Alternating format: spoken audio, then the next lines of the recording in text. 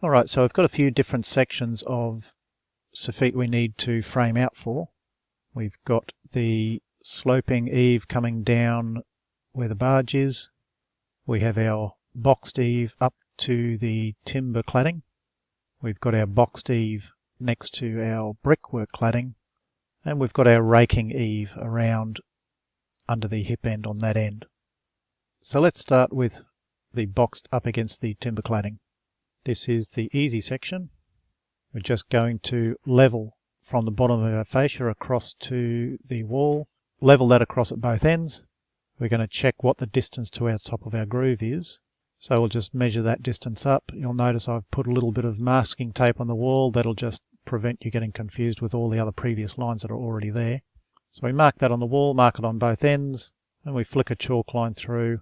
And here we are, we can see where our chalk line goes across our bits of masking tape, just to make it nice and clear. Luckily, when you do the eaves around a new house, you won't have a whole heap of previous lines on there getting in the way. So once that is marked on, we simply nail the bottom edge of our pole plate to the wall cladding, and that is the easy section of the eaves to frame out.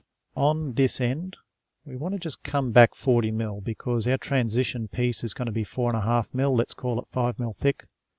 And we're going to have a 35 mil bit of framing in there. So just come back from the face of the cladding 40 mil at that corner, and you'll see why that works out later. Coming down the face of the barge end of the house, we're going to run that straight edge out, and we're going to mark the edge of the fascia so we know where we are framing to.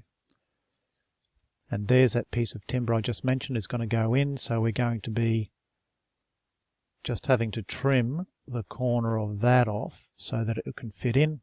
So there we go, we run our pencil line along. When it nails on, that should be just back by the thickness of the fibro, so our finished transition piece of fibro is nice and flush with that cladding. And at the other end, it should be positioned so the face of the fibro finishes in line with that line that we marked a little bit earlier. So there's that piece that I've just nailed in there, nailed into the edge of that pole plate. I've added another piece on the top, just done the same thing, put it up and run my pencil along to cut the angle off. And I've just nailed a block of timber to the wall just to give me something to nail that into and a block of timber down here to support it. The top edge finishes flush there as well. And there is our finished transition framed out, ready to receive the fibro on the ends there. You'll notice it runs a little bit off to this rafter. That's because the rafter's a little bit either a bit twisted or not quite coming out parallel to the building. So don't just automatically follow the line of the rafter, you've actually got to follow the line of the wall of the house so that it ends up dead straight. Into the pole plate we just run our soffit bearers, just nailed to each rafter and nailed to the pole plate at the back. So let's come around to where the brickwork is. Now this is very similar, but there's one catch: we cannot nail to this brickwork. But let's start by marking it out the same way. We'll plumb across, we'll allow the extra distance to the top of our groove. And this time, this takes a second person to help you out. One of you will just hold that pole plate in position, lined up with our lines. And the other person will just plonk a hanger next to the rafter and nail it to the rafter and the pole plate.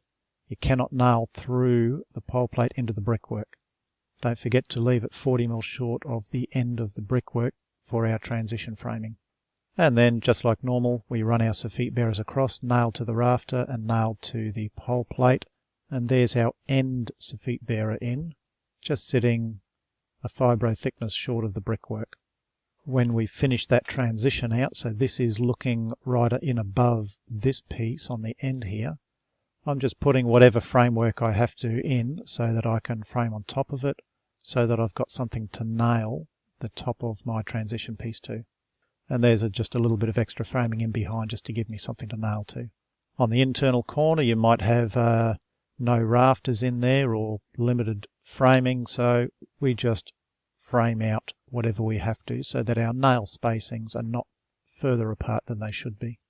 The next thing I do in the framing stage is actually sheet the transition before I batten out the next bit of roof.